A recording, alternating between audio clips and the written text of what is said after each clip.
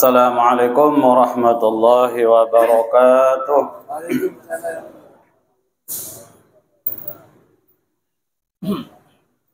Alhamdulillahilladzi hamdan katsiran kama amar. Asyhadu an la ilaha illallah wahdahu la syarika lah. Wa asyhadu anna Muhammadan 'abduhu wa rasuluhu amma ba'd.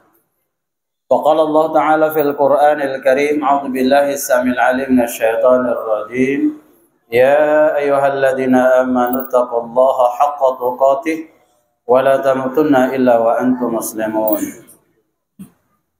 Hadirin jamaah kaum muslimin, ibu-ibu, bapak-bapak, saudara-saudara yang dimuliakan dan dicintai Allah Subhanahu wa taala.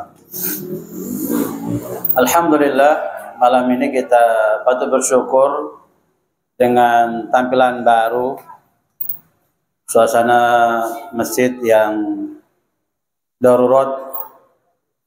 Kita masih bisa menunjukkan keimanan kita, ketaatan kita, keistiqomahan kita dalam hidup beribadah dan berjamaah. Mudah-mudahan seluruh kebaikan ibadah amal soleh yang kita lakukan ini menjadi catatan-catatan baik yang akan memberatkan timbangan kebaikan kita di mizanul syar'i di yaumul hisab, di masyar nanti sidang yang digelar oleh Allah Subhanahu wa taala, insyaallah, amin. Hadirin jamaah kaum muslimin yang dimuliakan dicintai Allah Subhanahu wa taala. Malam ini materinya sedikit unik. Biasanya materi itu hal-hal yang berhubungan tentang hidup dan kehidupan ini. Malam ini materinya tentang sosok manusia, sahabat Rasulullah Muhammad sallallahu alaihi wasallam, yang semua kita tahu siapa itu Abdurrahman bin Auf, salah satu konglomerat terkaya waktu itu di zaman Rasulullah Muhammad SAW, zaman Abu Bakar sampai Umar. Beliau adalah sahabat yang terkaya.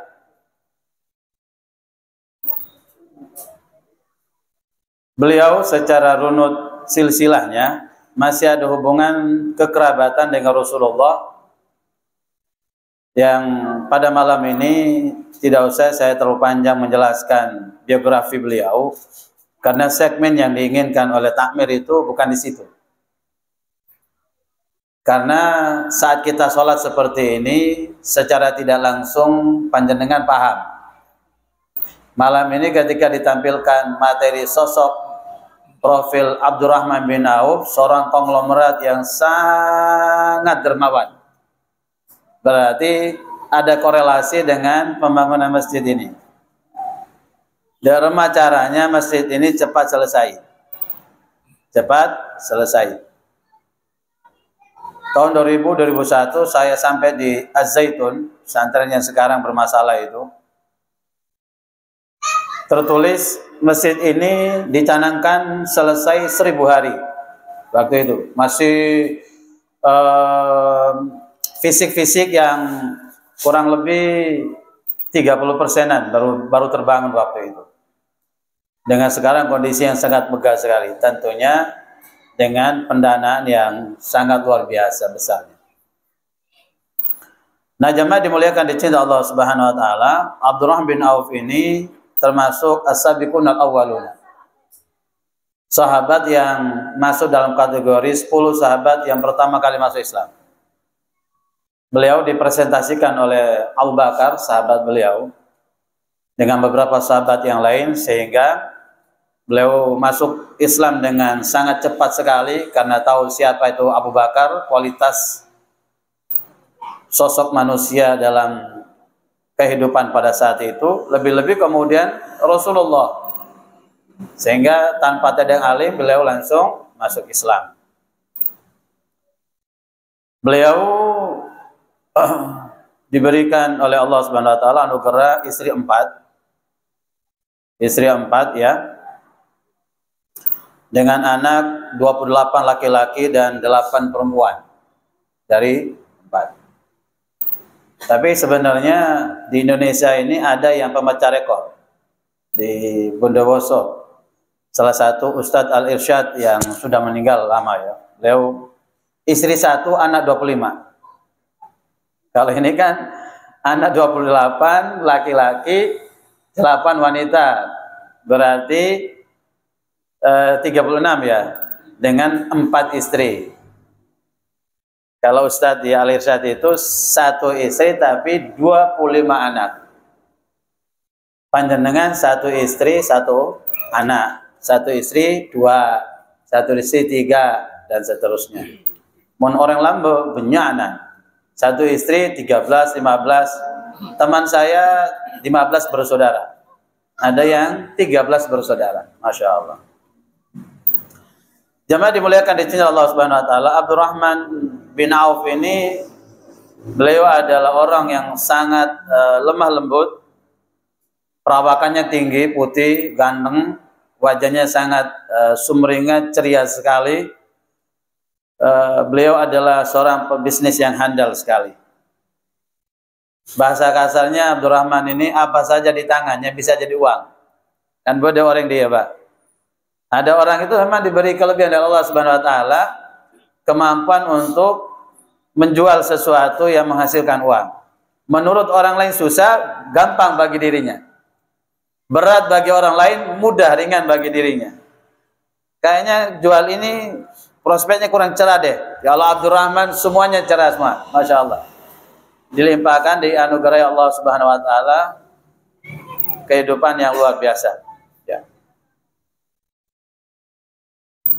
Sesuatu yang sangat luar biasa, sesuatu yang sangat mencengangkan kita jamaah dimuliakan di cinta Allah Subhanahu Wa Taala, di mana kemudian sosok Abdurrahman bin Auf ketika hijrah ke Madinah itu semua harta ditinggalkan. Semua harta ditinggalkan di Mekah. Salah satu isi dari perjanjian adalah orang Islam yang mau hijrah ke Madinah keluar dengan tangan kosong. Ya, nggak boleh bawa apa-apa. Dan Abdurrahman bin Auf meninggalkan kekayaannya di Mekah karena tuntutan keimanan, karena cintanya kepada Allah, cintanya kepada Rasulullah Muhammad SAW. Dan sesuatu yang sangat spektakuler itu adalah Rasulullah mempersaudarakan setiap kaum muslimin muhajirin dengan kaum muslimin ansar. Ya, karena banyak dari sahabat muhajirin yang meninggalkan Mekah itu ada yang dalam posisi meninggalkan istrinya, karena istrinya nggak mau ikut hijrah. Berarti istri yang tidak tunduk patuh taat kepada Allah Subhanahu Wa Taala dan Rasulnya, sehingga ditinggalkan. Ada yang meninggalkan bapaknya, ada yang meninggalkan anaknya, keluarganya, hartanya. Nah, Abdurrahman termasuk di antara sahabat yang meninggalkan hartanya. Nah, sampai di Madinah jamaah dimuliakan di cinta Allah Subhanahu Wa Taala, beliau dipersaudarakan oleh Rasulullah dengan Sa'ad bin Abi Rabi'. Dan Sa'ad bin Abi Rabi' ini adalah salah seorang konglomerat di Madinah. Orang kaya di Madinah yang memiliki 2 istri. Yang memiliki dua istri. Lihat ya betapa indahnya ukhuwah Islamiyah, betapa indahnya persaudaraan. Sampai sekarang kita belum menjumpai indahnya ukhuwah seperti itu. Ya, indahnya ukhuwah seperti itu. Kenapa demikian? Jamaah dimuliakan di cinta Allah Subhanahu Wa Taala. Kalau orang berbagi sesuatu yang sifatnya dunia, berbagi sesuatu yang sifatnya materi, itu hal biasa. Hal yang biasa. Kalau orang berbagi dengan istrinya, ini sesuatu yang luar biasa. Ya. Berbagi dengan istrinya dalam konsep yang halal. Kalau berbagi dengan istri konsep yang haram, yang zina banyak. Istilahnya judi tukar kunci. Istri digadaikan. Istrinya di hotel kamar ini kuncinya sudah. Kalah langsung sudah bawa kunci, buka, tidurin sama istrinya. Taruhannya begitu. Tapi zina haram. Kalau ini beda. Kata Sa'ad bin Abi Rabi', ya akhi Abdurrahman bin Auf, saya tahu Anda ini seorang konglomerat, secara psikologi dan semuanya Anda datang ke negeri saya ini dengan tangan kosong. Dan Allah serta Rasulnya mempersaudarakan kita, maka apa-apa yang menyenangkan, mengenakan bagi saya harus Anda rasakan. Dan apa-apa yang tidak enak pun harus saya berbagi dengan Anda. Saya memiliki kekayaan yang cukup banyak dan saya siap bagi separuh buat saya dan separuh buat Anda. Istri saya 2. Coba antum pandangi, antum lihat baik-baik ya. Istri mana yang saya miliki ini menurut Anda lebih membuat Anda tertarik untuk menikahinya? Saya ceraikan secara syar'i, selesai masa iddahnya dan antum nikahi. Ada enggak kira-kira? Ada enggak kira-kira, Pak? Orang sekarang berbagi nasi saja susah, Pak. Kadang-kadang itsar, mendahulukan saudara itu kadang susah. Orang berbagi nasi bungkus kadang-kadang rebutan, gak mikirin saudaranya. Kadang dia ambil 2, saudaranya gak kedapatan. Tahu dia, tapi dia gak peduli. Kadang-kadang rebutan sembako, saudaranya diinjak, disikut, ya, bahkan bisa pingsan, bahkan mati gara-gara urusan dunia. Jadi hanya berbagi urusan nasi saja kita susah. Ngajak orang makan di rumah kita saja susah. Mau berbagi duit saja susah. Kasih orang gitu, ada orang kehabisan bensin, kasih 10.000 saja susah kita. Gak usah bicara yang besar-besar, yang berat-berat. Yang kecil-kecil saja kadang-kadang susah. Apalagi kemudian berbagi istri. Ya. Apalagi berbagi istri. Istri saya 2. Baru 2 kan? Saya berbagi dengan antum. Ya, sudah gila berarti saya ini ya. Sudah gila. Karena memang zaman sikon pada saat itu berbeda. Ya, berbeda dengan kondisi sekarang. Jemaah dimuliakan dicintai Allah Subhanahu wa taala. Beliau ini jemaah dimuliakan dicintai Allah Subhanahu wa taala, dijelaskan dalam berbagai macam literatur bahwa kedermawanan beliau ini tidak hanya berkaitan dengan urusan dakwah saja, urusan jihad saja, tetapi kepada keluarganya Nabi, istri-istri Nabi, kepada kaum muslimin semua, beliau sangat luar biasa dermawan, sangat peduli sekali, ya, sangat peduli sekali. Nah, jemaah dimuliakan dicintai Allah Subhanahu wa taala. Pada musim paceklik, di mana orang mencari makan pada saat itu sangat susah sekali, ya.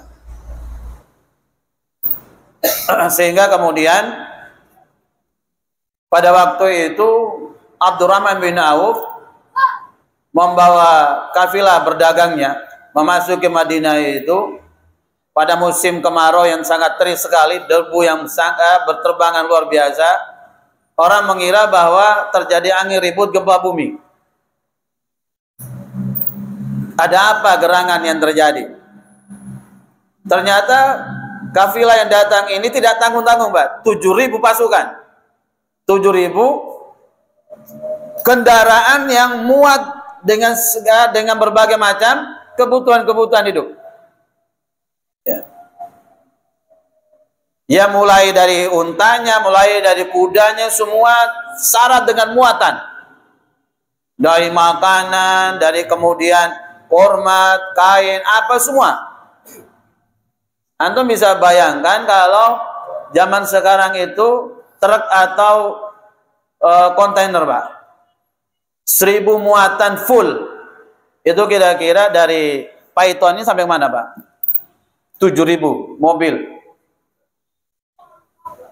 Pak Haji, kira-kira 7.000 kendaraan truk atau kontainer kalau dijalankan panjangnya dari Mujahidin Python sampai kemana kira-kira? Probolinggo 7.000. Mau Haji? Hah? 7.000 7 kilo. Kendaraannya 7.000 kan? Ping 12 berarti Pak Haji nyampe mana? Hah? Iya nyampe mana kira-kira? Pasuruan.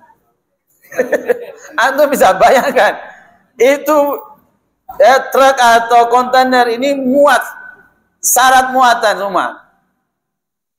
Berhentinya di Madinah itu jelas antri yang begitu panjang kan begitu. Ya. Luar biasa jemaah dimuliakan di cinta Allah Subhanahu wa taala. Sampai kemudian orang pada waktu itu bingung. Apa ini kok? Kafilah dari mana? Siapa? Kok sampai luar biasanya gitu ya? Tahu-tahu kemudian turunlah Abdurrahman bin Auf sampai kepada telinga Ibunda Aisyah, ya. Sampai kepada telinga Ibunda Aisyah bahwa yang datang ini adalah Abdurrahman bin Auf dengan muatan kendaraan yang full. Lalu kemudian Ibunda Aisyah itu mengingat memori masa lalu, ya, mengingat memori, sehingga kemudian keluarlah ungkapan dari Ibunda Aisyah tentang hadis yang disampaikan oleh Rasulullah pada waktu itu. Ra'aitu Abdurrahman bin Auf yadkhul jannata habwan. Saya melihat Abdurrahman bin Auf meniti sirat itu dengan kaki yang merangkak, ya, dengan kaki yang merangkak. Ucapan Ibunda Aisyah ini disampaikan kepada orang-orang di sekitarnya ketika mereka menyampaikan bahwa ini adalah kafilah Abdurrahman bin Auf, dan sampailah kepada telinganya Abdurrahman bin Auf.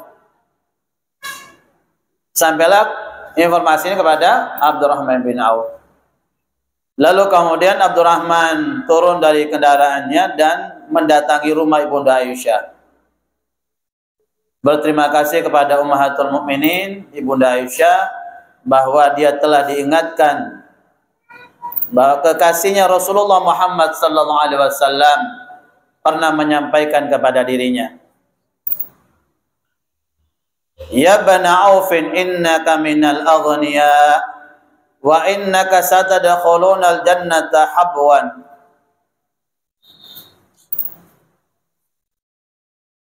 Fa'aqridillaha yutliq laka qadamaika. Wahai Abdurrahman Ibnu Auf, Abdurrahman bin Auf, Anda termasuk golongan orang kaya dan Anda akan masuk ke dalam surga perlahan-lahan, tertatih-tatih. Pinjamkanlah kekayaan itu kepada Allah, pasti Allah akan mempermudah langkah Anda. Jadi kata Nabi, antum ini orang aghnia, orang yang kaya raya. Kalau orang sekarang bilang kaya melintir, ya, sultan, katanya begitu, kaya melintir. Saya lihat waktu antum meniti sirat itu perlahan-lahan, tertatih-tatih. Beda dengan Bilal. Bilal meniti sirat kata Nabi seperti sambar geledek, cuk nyampe surga. Ya, apa yang saya tanya Bilal? Orangnya masya Allah, ya, ibadahnya, akhlaknya, kemuliaannya. Lalu harta tadi Pak, harta nggak punya. Masuk ahlu sufa, tidur di bilik yang dibuat oleh Rasulullah dan para sahabat di Masjid Nabawi. Tidurnya di situ, nggak punya rumah. Jadi kalau antum jadi kontraktor, kontrak sana kontrak sini, ya jangan ngeluh. Nah, dulu ada sahabat-sahabat yang tidurnya di masjid, nggak punya rumah, nggak punya rumah. Dan beliau kemudian karena nggak punya rumah, miskin, maka kemudian tidak ada pertanyaan tentang hartanya.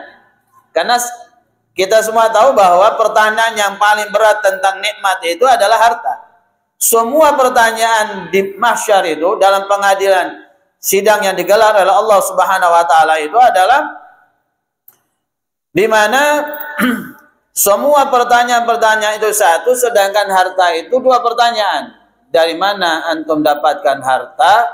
Lalu antum kemanakan harta ini? Dari mana anda dapatkan? Dari cara yang halal, haram, syubhat, dolim, dan seterusnya. Lalu kau kemanakan? Kau makan sendiri, kau bagi-bagikan, kau infakkan, buat masjid, buat bangun pesantren, buat rumah sakit, buat kepentingan, buat dakwah, buat jihad, dan seterusnya. Tergantung dari mana yang kemudian akan ditanyakan oleh Allah Subhanahu wa taala. Nah, jemaah dimuliakan dicintai Allah Subhanahu wa taala, banyak dikisahkan, diceritakan bahwa beliau ini pada suatu hari menyerahkan 500 ekor kuda. 500 ekor kuda untuk perlengkapan bala tentara kaum muslimin. 500 ekor kuda. Satu kuda sekarang berapa? Sekarang kan pesantren, sekolah-sekolah banyak yang beli kuda dari NTB, dari berbagai tempat. Mulai orang-orang yang peduli dengan sunnah Nabi itu mulai. Kata Nabi, ajarkan anakmu berenang, menunggang kuda, dan memanah. Banyak sekali latihan memanah, ya. Menunggang kuda. Ini olahraga-olahraga yang diperlombakan dalam skala nasional sampai internasional. Berenang, ya. Ini olahraga-olahraga sunnah Nabi. Dan sekarang kemudian banyak pesantren yang membeli kuda. Antum bisa bayangkan 500 kuda beliau infakkan untuk bala tentara kaum muslimin. Berapa sekarang antum tinggal kalkulasi. Di hari yang lain beliau memberikan 1.500 kendaraan. Unta, kuda 1.500 untuk kepentingan kaum muslimin dan kepentingan dakwah, kepentingan jihad fisabilillah. Ya. Jadi orang yang paling cerdas itu sebenarnya antum gak usah dakwah. Karena mau dakwah juga susah, bicara di depan belum bicara bisa-bisa keringat bercucuran. Mau bicara cekak karena nggak punya kemampuan skill di bidang itu. Ya kalau antum jadi orang kaya, dakwahlah dengan hartanya. Banyak kan dai-dai kita yang berdakwah di pedalaman Papua, Kalimantan, di Baduy, Sumatera sana, NTT dan berbagai macam wilayah-wilayah yang antum tidur nyenyak, ngiler, meluk istri, pahalanya antum ngalir tiap hari. Jadi orang tua asuh misalkan 1 juta per bulan. Loh, kalau saya lihat presentasinya dai Dewan Dakwah Islam Indonesia itu, mereka diberikan uang lelah 1 juta. 1 juta itu ngambil uang di kota dari pedalaman, nyewa Grab, nyewa ojek itu, PP 500.000. Tinggal 500.000. 500.000 itu beli garam. Garam ini penting. Tadi cukup dan apa pun, sementing tulis dia Pak, nyaman pun. Ya, ini kisah nyata ini. Ya, masya Allah. Beli ikan kering lama Pak, ikan kering, sabun mandi dan seterusnya. Mereka berdakwah Pak di pegunungan, di pedalaman. Kita sini enak Pak, dakwahnya jalannya lurus. Habis dakwah kasih amplop, enak Pak. Dilempari amplop Pak. Kalau sana dilempari batu, dibacok, ya banyak kan dai yang tangannya putung, mati, ya luka menganga dan seterusnya. Orang kaya di sini sebenarnya enak. Kalau dia cerdas Pak ya, dia cerdas. Jadi orang tua asuh atau belikan kendaraan sepeda motor, trail dan sejenisnya untuk dakwah-dakwah di pedalaman.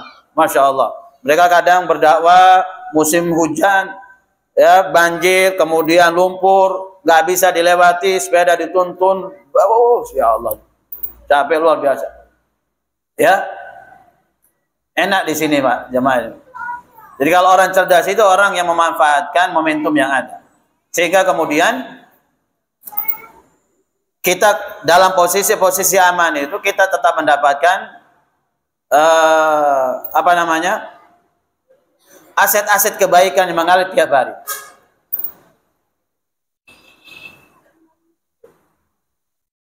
Orang berdakwah di pedalaman sana, di berbagai tempat-tempat begitu.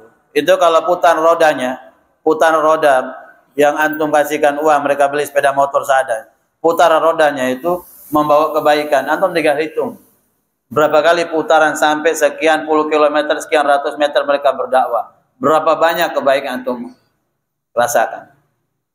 Ketimbang kemudian kita membelanjakan harta kita yang menghadirkan berbagai macam penyakit. Orang sekarang pola hidupnya bensroben, pola makan bensroben, akhirnya penyakitnya pun antri. Daripada kita berpenyakitan, mendingan kita berpikir investasi akhirat. Banyak sejarah mencatat tentang kedermawanan Abdurrahman bin Auf ini dengan suatu yang spektakuler. Beliau sering melibatkan orang-orang di Madinah untuk bermitra. Ya. Beliau minjamkan modal, luar biasa ya. Beliau minjamkan modal sepertiga dia buat bayar utang-utang mereka. Mereka punya utang, Abdurrahman yang bayar. Dikasih modal sama Abdurrahman. Biar dapat untung bisa hidup. Sepertiganya dia bagikan kepada mereka-mereka yang bahkan di detik-detik meninggalnya Abdurrahman mengatakan, saya tidak ingin akhir kematian saya ini menyebabkan saya terhalang oleh harta saya. Dan saya tidak ingin diberatkan oleh harta saya. Salah seorang konglomerat yang kita kenal sampai sekarang kekayaannya masih dinikmati seluruh umat Islam di dunia ini adalah Utsman bin Affan. Utsman bin Affan pernah merasakan pembagian dari seluruh harta yang dibagikan kepada wasiat yang diberikan oleh Abdurrahman, bagikan harta semua kepada seluruh sahabat. Utsman bin Affan juga termasuk sahabat yang mendapatkannya. Padahal kita sampai sekarang ini investasi kekayaan dimiliki Utsman bin Affan tidak ada yang menandinginya. Hotel-hotel di Saudi Arabia, di Madinah, kebun-kebun kurma dan semua berbagai macam aset-aset yang dimiliki oleh Utsman itu dari uang kekayaan Utsman yang itu dipakai oleh pemerintah Saudi Arabia, itu dibagikan kepada umat Islam sedunia. Jadi Saudi Arabia datang setiap Ramadan membagikan sekian banyak ton korma itu, ya kormanya Utsman bin Affan dari kebunnya beliau dibagikan. Luar biasa ya. Maka salah satu yang hebat itu adalah amal yang tidak ada putusnya. Idza mata ibnu Adam, idza mata al-insanu in qata'a illa min salat, shadaqatin jariyah. Apabila anak cucu Adam manusia wafat meninggal, selesai urusan dia dengan dunia. 3 hal yang senantiasa mengalir terus berkontribusi sampai dia masuk ke alam kubur, alam barzah pun dia dapatkan kebaikan pahalanya adalah sedekah jariyah. Ya. Mari untuk diutamakan orang-orang jamaah yang sholat di sini, ya, masjid ini dalam proses renovasi, pembangunan, ya. Bagaimana menghadirkan masjid yang luar biasa. Di Sumatera itu ada orang kaya yang membangun masjid yang sangat luar biasa, ya, yang memberikan orang-orang sepuh ini ada pembatas yang buat untuk nyender seperti di Mekah. Lalu kemudian tiang-tiangnya ada AC-nya seperti di Madinah. Kapasitasnya itu sekitar 1000 orang di dalamnya. Di luarnya pun kapasitas sekitar 1000 orang. Beliau membangun 2 masjid yang megah luar biasa. Itu dari harta beliau sendiri. Banyak sebenarnya di Indonesia ini orang-orang yang kaya yang kemudian mulai menyadari tentang esensi harta, eksistensi harta, betapa beratnya pertanggungjawaban harta di hari kiamat nanti. Sehingga orang-orang yang mulai banyak dapatkan hidayah, mulai cinta dengan syariat ini, mulai peduli dengan Islam, peduli dengan dakwah. Sehingga hartanya mulai dikorbankan, hartanya mulai dibagikan untuk fisabilillah. Maka pada beberapa pertemuan lalu sudah kita singgung tentang persoalan itu.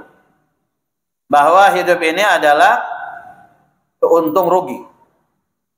Hidup ini adalah untung rugi. Hidup ini seperti seorang pebisnis, orang jual beli.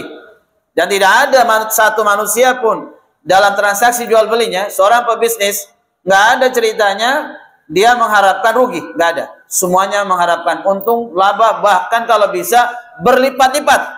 Kalau bisa kemudian rugikan orang. Dia untung tapi merugikan orang. Dia untung tapi zalimi orang. Lihat pedagang-pedagang itu. Itu orang-orang Islam, pedagang-pedagang itu. Banyak timbangannya kemudian sudah didesain. 1 kilo timbang begitu nyampe di rumah nggak nyampe 1 kilo. Dan itu Al-Quran yang berbicara. Kalau mereka beli ingin murah, kalau mereka jual ingin mahal. Itu sifatnya manusia. Maka Allah menjelaskan kepada kita, ya ayyuhalladzina amanu hal adullukum ala tijaratin tunjikum min adzabin alim. Hai orang-orang yang beriman, maukah aku tunjukkan suatu perdagangan, suatu bisnis, transaksi jual beli. Di mana transaksi jual beli itu kamu tidak pernah, nggak pernah. Kalau transaksi jual beli dunia kan ada untung, ada rugi biasa. Bahkan kemudian rugi terus sampai nggak bisa bangun bangkit-bangkit, gulung tikar. Ada yang rugi, lalu kemudian bangkit perlahan-lahan, lalu kemudian bangkit. Biasa sifat dunia begitu. Tapi transaksi ini kata Allah, kalian tidak pernah mengalami kerugian. Nggak ada. Nggak ada istilah rugi. Bahkan kemudian kalian mendulang keuntungan yang fantastis, spektakuler. Bonusnya min adzabin alim. Bonusnya kita dimasukkan ke surga, dijauhkan dari adab Allah neraka. Syaratnya tu'minuna billahi wa rasulih wa tujahiduna fi sabilillah bi amwalikum wa anfusikum. Dzalikum khairul lakum in kuntum ta'lamun. Syaratnya ada dalam bisnis ini adalah tu'minuna billah, kita beriman kepada Allah dengan rukun iman. Beriman kepada Rasulullah Muhammad sallallahu alaihi wasallam. Apa yang disampaikan, apa yang diserukan, didapatkan Rasulullah pada kita ini kita imani dengan agama ini. Tentang informasi-informasi yang berkaitan tentang sesuatu yang belum terjadi, sampai kepada sesuatu yang berkaitan tentang alam kubur, alam mahsyar, semua kita imani. Karena beliau berbicara tentang wahyu. Wa ma yantiqu 'anil hawa in huwa illa wahyu yuha. Dan Nabi tidak pernah berbicara dengan hawa nafsu, tapi bimbingan wahyu. Betapa mulianya orang-orang yang berharta. Wa tujahiduna fi sabilillah bi amwalikum wa anfusikum. Kalian berjihad di jalan Allah dengan diri-diri kalian dan harta-harta kalian. Sampai sekarang jihad dengan jiwa belum. Kita belum berhadapan dengan musuh. Kalau ada orang bom sana sini, itu orang-orang yang salah paham tentang Islam. Orang-orang yang mereka tersusupi aliran-aliran sesat dan menyesatkan. Bukan dari sunnah wal jamaah. Nggak ada. Jangankan nyawa orang lain. Jangankan nyawa orang lain. Bunuh semut saja ada aturan mainnya. Nyabut rumput, nebang pohon saja ada aturan mainnya. Nyembeli binatang saja ada aturan mainnya. Apalagi kemudian melenyapkan nyawa orang. Nggak ada. Saat ini adalah saat di mana kita tidak berjihad dengan jiwa kita, dengan fisik kita untuk membunuh orang kafir. Nggak ada. Belum waktunya, belum masanya. Nanti pada waktu yang Allah tentukan di akhir zaman, sebelum kiamat terjadi, kaum muslimin akan berperang besar-besaran dengan kaum Yahudi. Ketika keluar dukhon dari Yaman, asap yang kemudian memacetkan, merusak seluruh sistem teknologi yang ada, mesin-mesinnya ada, sehingga kemudian perang kembali kepada back to natural, kembali seperti masa lalu, tradisional. Pakai kuda, pakai panah, pakai pedang, pakai tameng dan seterusnya. Nggak ada, basoka nggak ada, bom nggak ada. Ya, semua pakai tradisional. Dan pada saat itu kemudian Yahudi tunggang langgang sembunyi di kayu, batu dan semua. Dan pada saat itu batu, kayu berbicara. Ta'ali Abdullah, sini ya. Umat Islam bunuh Yahudi. Yang sembunyi di belakang, katanya kayu, katanya batu, seterusnya. Satu-satunya pohon yang tidak berbicara adalah gorqo. Pohon yang ditanam di sepanjang Yerusalem sekarang ini. Jadi orang Yahudi sudah tahu bahwa mereka akan berhadapan secara fisik. Nah, karena fisik ini belum kita jihadkan, maka bersungguh-sungguh berjihad dengan harta kalian. Harta kalian. Apa kata Nabi? La yu'minu ahadukum hatta kuna habba ilahi min walidihi wa waladihi wan nasi ajma'in.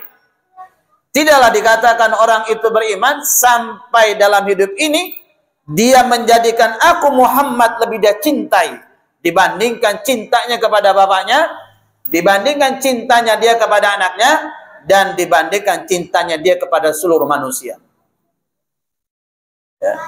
Maka kemarin ini sudah kita jelaskan tentang surat At-Taubah ayat 24. Qul in kana abaukum wa banaukum wa azwajukum wa ikhwanukum wa azwajukum wa ashiratukum wa amwalun iftaratuha wa tijaratan takhshawna kasada wa masakinu tardawna ahabba ilaikum minallahi wa rasulihi wa jihadin fi sabilillah fatarabbasu hatta ya'ti Allah bi amri. Katakanlah Muhammad kepada kaum muslimin, orang-orang yang aku beriman, in kana abaukum, jika bapak-bapak kalian itu, wa banaukum, jika anak-anak kalian itu, wa ikhwanukum, jika saudara-saudara kalian, saudara sebapak, saudara seibu, saudara lah, dan seterusnya sudah. Wa azwajukum, jika istri-istri kalian, berarti lebih dari setong, pampak nikah, telok, dua. Wa ashiratukum, ya, keluarga-keluarga yang kau miliki. Wa amwalun iftaratuha, harta yang kau miliki. Wa tijaratun takhshawna kasada, bisnis yang kau takuti kerugiannya. Wa masakinu tardawnaha, tempat-tempat tinggal mewah yang menyenangkan hati kalian. Rumah-rumah mewah, bak istana, villa, hotel, punya kos-kosan sekian banyak, punya kontrakan banyak. Ahabba ilaikum, itu lebih kalian cintai, katanya Allah, dibandingkan cinta kalian pada Allah, cinta kalian pada Rasulullah Muhammad SAW, dan cinta kalian kepada jihad fisabilillah. Fatarabbasu, saya ingat, hati-hati. Allah punya cara terbaik untuk mengambil hartanya. Harta yang kita punya itu milik Allah. Wallahu ghaniyyu wa nahnul fuqara. Allah itu kaya dan kita ini miskin. Karena kita lahir ini, wallahu akhrajakum min butuni ummahatikum la ta'lamuna syai'a. Dia Allah telah mengeluarkan kalian manusia dari perut ibu-ibu kalian, la ta'lamuna syai'a. Saat kita lahir kita enggak tahu apa-apa, enggak punya apa-apa, enggak bawa apa-apa. Saat ini kita punya rumah, kita punya mobil, punya sepeda motor, punya ini itu semuanya. Itu semua nikmat-nikmat dari Allah Subhanahu wa taala. Ya nanti Allah akan mintai pertanggungjawabannya. Maka kemudian kalau kita ingin berdagang, berbisnis dengan Allah Subhanahu wa taala, monggo sudah. Berjihad dengan harta, keluarkan harta. Karena sesen yang kemudian kita keluarkan untuk pembangunan Masjid Mujahidin ini, Masya Allah, tiap kali orang sholat, kita mendulang, memetik pahala dari orang yang sholat. Tiap orang datang nggak sholat pun, numpang kemeh, ya, mau mandi, nggak sholat dia, ngenyek di sini dia, air yang dipakai, semua yang dipakai, itu dari utang apa, dari harta kita, dari uang kita, kita berhak mendapatkan kebaikannya. Maka kalau orang cerdas, Al-Qais kata Nabi, Al-Qais, orang cerdas itu adalah orang yang memanfaatkan momentum yang ada, kesempatan yang ada ini untuk persiapan masa pensiunnya. Orang yang memanfaatkan kesempatan hidup ini untuk persiapan matinya. Itu kenapa kemudian di alam barzah itu harta itu yang kemudian diberatkan orang. Orang kemudian ngurus ulo. Kenapa orang kemudian menyesal? Kenapa? Karena memang yang dicari, diburu orang dalam kehidupan ini kan PC. Pedagang semua tiap pagi keluar dari rumahnya, ada kadang-kadang jam 1, jam 12, turun dari gunung, bawa berbagai macam sayur-sayuran, buah-buahan, apa semuanya, tanaman-tanaman, umbi-umbian semua dibawa ke kota. Tidak tahu subuh apa enggak mereka. Di pasar-pasar itu. Yang dicari adalah PC. Yang dicari adalah uang. Orang Allahu Akbar, Allahu Akbar. Lebet. Ya, transaksi jalan terus. Yang dicari adalah uang. Semua kesibukan di dunia ini yang cari adalah uang. Karena memang itu fitrah manusia.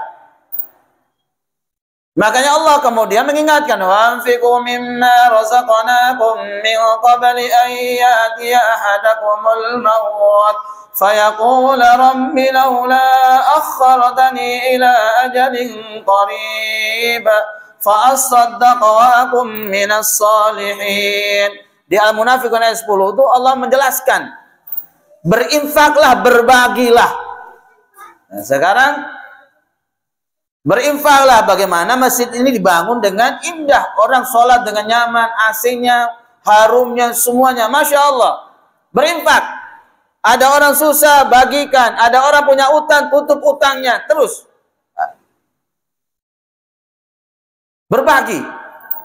Artinya harta itu tidak dimakan kita sendiri, keluarga kita sendiri. Banyak orang yang merasakan jerih payah kita itu. Memang tak nyaman, Pak. Tak nyaman. Urusan surga itu nggak ada enaknya. Beda dengan dunia. Hujibatin naru bisyahwat wa hujibatil jannatu bil makari, kata Nabi. Neraka itu dihiasi dengan syahwat, dihiasi dengan sesuatu yang menyenangkan. Zina, senang, enak, nikmat.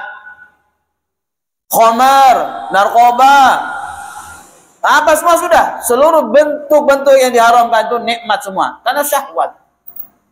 Wa hujibatil jannatu bil makari. Neraka itu dihiasi dengan sesuatu yang tak enak. Harusnya kerja, ya Allah muadzin. Allahumma Allahu akbar. Bejenglah duhur. Ya. Sholat sudah. Habis sholat, balik lagi ke kantor, balik kerja. Tiba-tiba asar sudah. Allahumma Allahu akbar. Asar. Tak sarah bekto nih kan. Pulang dari kantor ingin lese-lesehan. Ya lupa lebih muadzin. Allahu akbar, Allahu akbar. Maghrib. Terus putar, Pak. Tak nyaman, Pak. Bangun sholat malam tak nyaman, Pak. Nyaman-nyaman tidur lo gelu, Pak. Suruh bangun sholat malam. Kita yang kerja siang malam, ya, meras keringat, banting tulang, hujan kehujanan, panas kepanasan. Ya, kita disuruh keluarkan zakat. Kita disuruh berbagi, berinfak dengan orang, bantu orang. Tak nyaman surga nih, Pak. Memang tak nyaman, Pak. Nah, disinilah iman. Disinilah iman.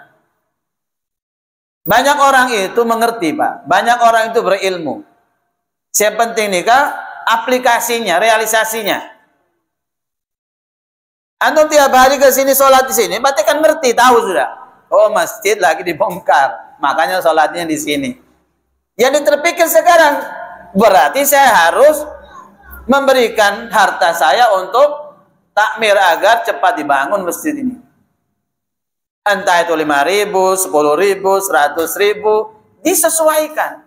Masa orang kondisi ekonominya sangat gak karuan suruh berinfak 1 juta, oleh dimah pesa 1 juta. Punyanya dia cuma 5.000. Ya sudah 5.000 itu sudah masukkan, sudah kotak infaknya sudah. Tapi 5.000 itu Masya Allah, Allah kemudian naikkan, dikalikan hasilnya, ya, berbunga sampai 700 kali lipat, bahkan lebih. Wallahu wasi'un alim. Ya, Allah itu maha luas rezekinya. Jemaah dimuliakan, dicintai Allah Subhanahu wa taala. Berbagai macam informasi, nasihat, tausiah, ceramah yang disampaikan kepada kita tentang bagaimana harta ini perlu dikelola dengan baik, membawa kebaikan buat keluarga kita, diri kita, membawa kebaikan kepada orang-orang di sekitar kita, dan membawa kebaikan untuk dunia kita, membawa kebaikan untuk di akhirat kita. Karena jemaah dimuliakan, dicintai Allah Subhanahu wa taala, sampai-sampai sampai-sampai Allah Subhanahu wa taala memberikan suatu statement yang sangat tidak nyaman bagi orang-orang yang pelit, bakhil, medit, cereket dan orang dina.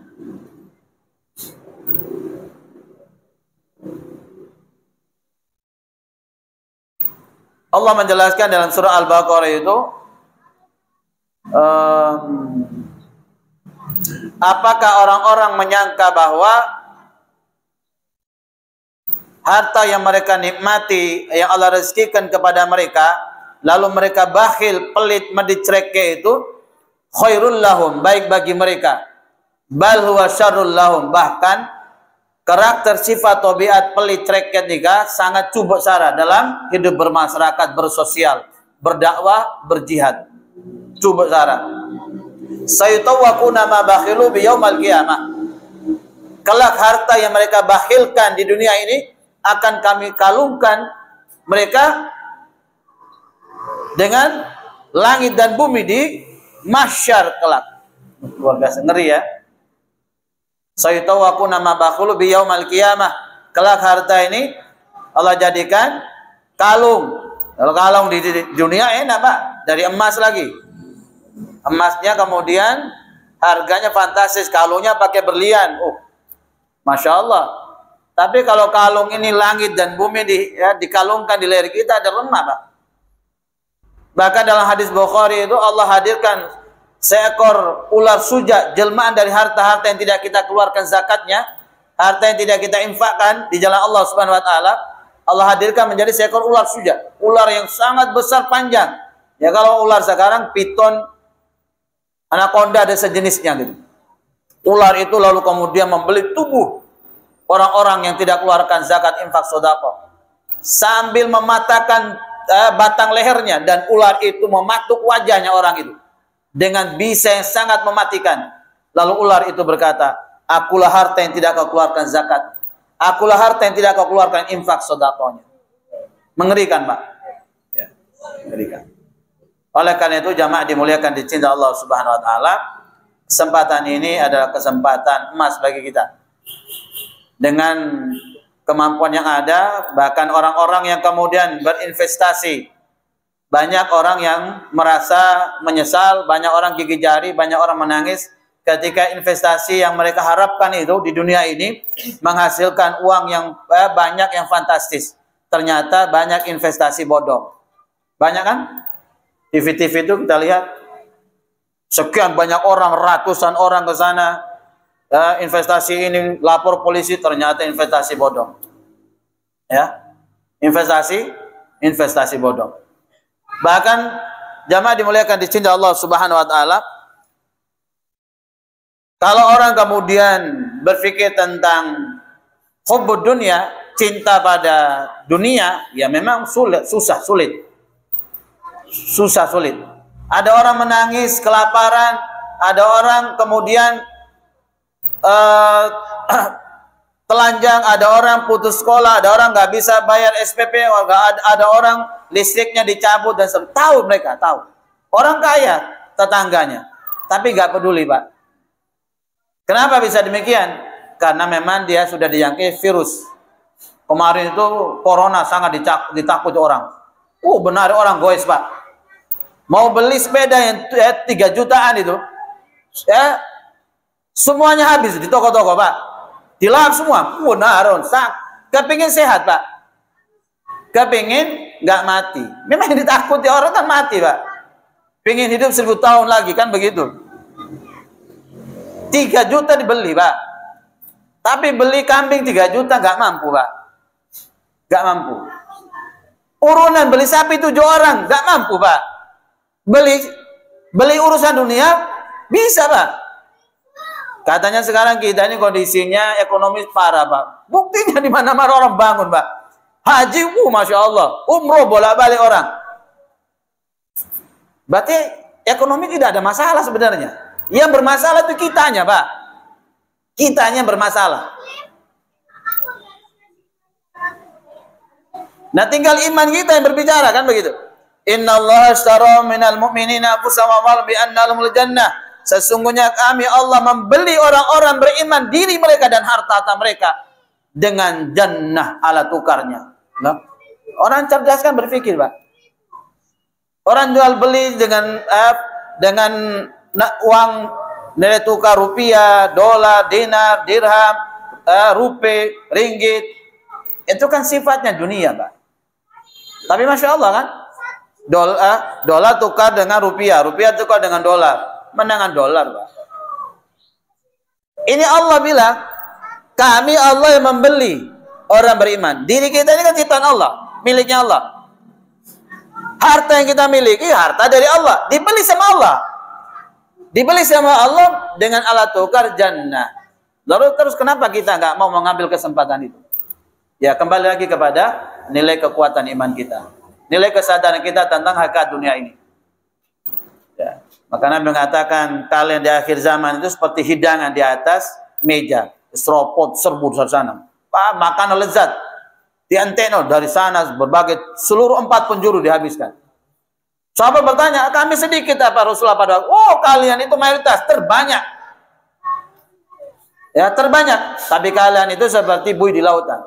Kalian itu, iman kalian, hati kalian sudah dijangkit virus al-wahan. Hubbud dunya wa karahiyatul maut. Kalian cinta pada dunia dan takut mati. Terima kasih banyak. Jamaah dimuliakan dicinta Allah Subhanahu wa taala. Ada yang mau ditanyakan? Saya persilakan. Pak Haji, telepon, boleh saya tanya? Pembuka. Biasa lain cengar, Pak Haji.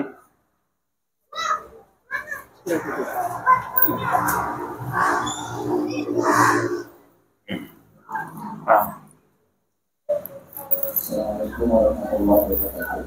Waalaikumsalam warahmatullahi wabarakatuh. Di atas keislaman seseorang itu apa kepentingannya? Gimana? Penggunaan Islam seseorang kepentingannya apa? Diulangnya yang sampaikan tadi. Terima kasih. Jamaah dimuliakan dicinta Allah Subhanahu wa taala. Terima kasih banyak pertanyaan bahwa dari uraian tadi kriteria keutamaan seorang muslim. Kesempurnaan seseorang muslim. Kalau dalam hadis-hadis sahih semua itu kesempurnaan seorang muslim terletak pada akhlaknya. Terletak pada akhlaknya. Akhlak itu penjabarannya panjang. Akhlak kita pada Allah, dharma, ya, bagaimana kita beribadah pada Allah, tidak menyekutukan Allah, dan seterusnya, panjang pembahasannya nih. Akhlak kita pada Rasulullah, bagaimana Rasulullah telah mengajar kepada kita tentang Islam. Islam ini kita dakwakan, kita ajarkan, kita lakukan, kita sebarkan, kita amalkan, dan seterusnya. Nanti akhlak kita terhadap orang tua, akhlak kita terhadap agama, akhlak kita terhadap sama manusia, akhlak kita terhadap binatang, tumbuhan, dan semuanya. Ya, Rasulullah menjelaskan sempurna iman seorang terletak pada akhlaknya. Nah, jadi kembali lagi kepada akhlak. Ya. Salah satu akhlak kita terhadap harta adalah mengeluarkan harta itu di jalan Allah Subhanahu wa taala. Di jalan Allah itu luas. Untuk bantu orang yang miskin, fuqara, duafa, ya, janda-janda tua, ya, bantu orang yang kesusahan, bantu orang yang sangat membutuhkan bantuan kita, untuk pembangun masjid, pembangun pesantren, jalan raya, dan semuanya. Itu adalah bagian dari akhlak kita terhadap harta. Jadi penjabarannya panjang kalau ditanya tentang kesempurnaan seorang muslim, seorang yang beriman. Insyaallah gitu Pak. Ada lagi? Satu, terakhir. Nggak ada? Oke. Oh.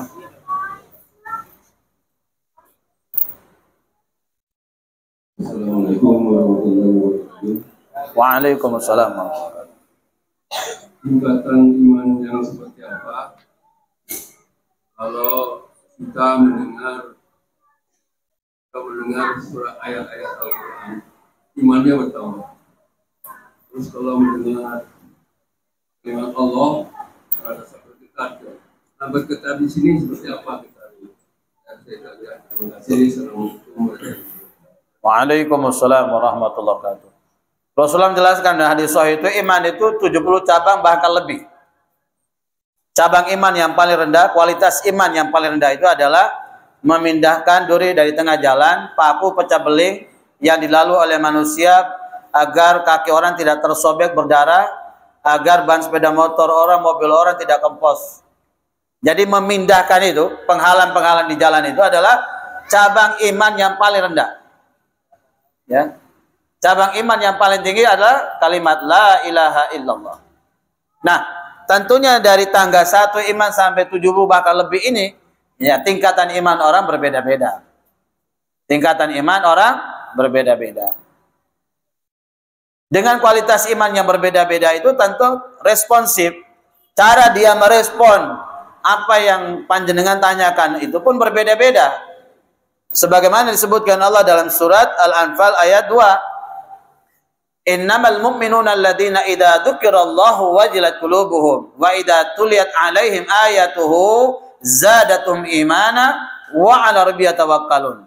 Hanya saja orang-orang yang beriman itu ketika disebut nama Allah bergetarlah hatinya. Ketika dibacakan kepada mereka ayat-ayat kami Al-Qur'anul Karim, zadatum imana. Bertambahlah keimanannya. Ya. Salah satu keunggulan fadilah mendengarkan Al-Qur'an itu adalah mengecas keimanan kita seperti orang ngecas HP. HP itu mahal kayak harga berapapun, nanti ada HP harga 1 miliar sekalipun. Kalau masih menggunakan arus listrik, kalau nggak dicas ya lobet ya nggak bisa dipakai. Orang cantik, ganteng kayak apa di dunia ini, kalau imannya nggak dicas tiap hari, lobet imannya, Pak. Karena orang tiap hari itu berurusan dengan iman. Dan iman itu akan tergerus, iman itu akan daya voltasenya akan semakin berkurang karena dipakai terus. Ada tamu, iman yang bicara. Makanya yu'minu billahi wal yawmil akhir falyukin dhaifahu. Barang siapa mengaku dirinya beriman pada Allah, beriman pada hari akhir, tolong muliakan tamu. Tamu itu raja, kasih makanan terenak. Jangan sampai tamu pulang kelaparan. Kasih minuman yang paling nikmat, yang paling membuat dia nyaman. Jangan kasih omongan tok, air putih juga nggak ada. Innalillahi. Bertetangga pun iman bicara. Wa man kana yu'minu billahi wal yawmil akhir falyukim jarahu.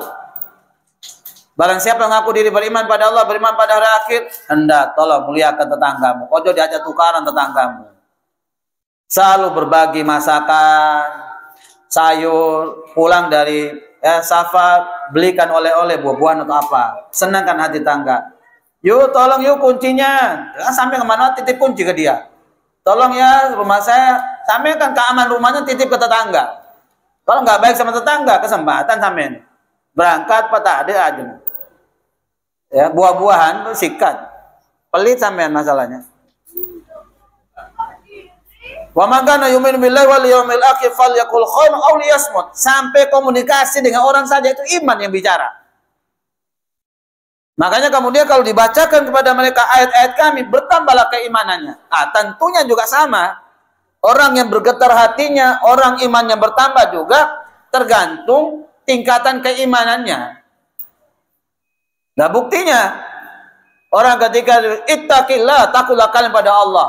Orang Arab itu begitu, Pak. Kalau lagi marah, Pak. Ittaqillah, sampai senggolan mobil, Pak. Seret. Bukan tangan, bukan apa, Pak. Jangkrik, enggak, Pak. Langsung ittaqillah. Sana sudah langsung di sini cari aman, Pak. Ittaqillah, takutlah Anda pada Allah. Menang, Pak. Enggak marah dia, Pak. Kalau sudah marah sekali orang Arab, Allah yahdi, marah sekali tuh, Pak. Semoga Allah berikan Anda petunjuk hidayah, gitu, Pak. Marah sekali tuh, Pak. Kalau sampai kan celurit, Pak. Ini peteng mati lah mati. Kan dia, Pak. Ya. Tingkatannya berbeda, Pak. Orang itu, Pak. Jadi bergetar, ya. Sampai dulu pernah tunangan, Pak. Tunangan, Pak, ya. Pernah tunangan. Atau pernahlah nikah dengan dia, terus cerai, Pak. Sampai salipan, Pak. Ketemu, Pak. Ada seret enggak di hati sampai, Pak? Ada enggak? Pak. Boh, kula ini katanya kesampean, Pak. Sampean pernah ditunangan, pernah di bini cerai, Pak. Lalu sampean ketemu badan bakso Solo, Pak. Ya, taman nih, Pak. Bakso Solo kan mapan nyaman, Pak. Tuh, dateng orang nih, Pak. Sampean waktu lihat itu apa, Pak? Kaget kan ada seretnya, Pak. Kan dia, Pak. Nah, lihat manusia ada deknya, Pak. Mau sama Allah enggak, Pak? Itu iman orang beda-beda, Pak. Iman orang beda-beda. Tingkatan bawahnya ya jelas, Pak. Orang nyuri enggak takut sama Allah, Pak. Korupsi enggak takut sama Allah. Begal orang enggak takut, Pak. Semua enggak takut. Berarti kan dia imannya tidak mencapai pada level di mana dia bergetar hatinya, takut dia. Ketika dibacakan ayat Al-Quran, bertambah keimanannya, voltasenya naik, Pak, arusnya naik. Buktinya banyak orang dibaca Al-Quran sambil lalu aja. Pak Ustadz, nggak usah saya diruqyah, Pak Ustadz, saya nggak gila kok. Loh, ruqyah memperdengar Al-Quran itu bukan karena orang gila, bukan orang kesurupan, Pak Bu. Rasulullah ini saja memanggil ahlu Quran, membaca Al-Quran, Rasulullah menyimak. Sampai ini kesopo. Rasulullah, Nabi ki, manggil ahlu Quran, karena Nabi banyak masalah. Dakwah sana dibilang gila, dakwah ke sana bilang ahli sihir, dakwah ke Taif dilempar berdarah-darah. Nah, Nabi manusia juga. Kalau sudah banyak masalah gitu, Nabi panggil ahlu Quran. Apalagi Ibnu Mas'ud, orangnya kecil sekali, betisnya Ibnu Mas'ud itu lebih besar lengannya sahabat yang lain. Waktu naik kurma, kesingkap jubahnya, Pak. Katanya sahabat, Ibnu Mas'ud, betisnya lebih besar lengan saya. Kata Nabi, bahasanya kalau sekarang, Pak, tutup mulutmu itu. Kau perhatikan, satu betisnya Ibnu Mas'ud, itu kalau ditimbang dengan seluruh kebaikan penduduk Madinah, lebih besar, lebih berat timbangan satu kaki betisnya Ibnu Mas'ud. Saking mulianya Ibnu Mas'ud ya. Suaranya itu emas, Pak. Rasulullah kalau mendengar suara Ibnu Mas'ud waktu baca Al-Quran, nangis Rasulullah. Ya, cukup. Selego hatiku. Nabi, Pak. Ini orang kemudian kita mendengar Al-Quran bilang, enggak, saya gak kesurupan, saya gak kedina, Pak Ustaz, gak usah diruqyah sudah. Allah. Orang dengar nyanyi itu senang, Pak. Orang dengar nyanyi senang, Pak. Coba sudah orang mau nostalgia, ibu-ibu, bapak-bapak zaman dulu, Pak. Putar lagu-lagu nostalgia, Pak, senang, happy, Pak. Orang dengar nyanyi saja happy hatinya, Pak. Mau orang dengar Al-Quran gak happy? Berarti ada yang trouble, Pak. Ada yang bermasalah. Berarti kualitas imannya berbeda-beda. Gitu ya? Nah, kurang lebih begitu, Pak. Wa ala rabbihim yatawakkalun. Kalau sudah kondisi begitu, hidup ini mereka pasrah pada Allah. Nggak stres, nggak depresi, Pak. Nggak gila, Pak. Hilang mobil nggak gila dia, Pak. Kenapa? Sudah berusaha, doa, pasrah, Pak. Ya. Kalau orang kemudian nangis dari itu, gila, stres, Pak. Jelas, Pak. Jamaah dimuliakan dicinta Allah Subhanahu wa taala. Insyaallah itu yang bisa kita diskusikan pada kesempatan yang berbahagia ini. Kurang lebihnya saya mohon maaf yang sebesar-besarnya. Aku qouli hadza wa astaghfirullahaladzim. Subhanakallahumma bihamdika asyhadu an la ilaha illa anta astaghfiruka wa atubu ilaik. Assalamualaikum warahmatullahi wabarakatuh.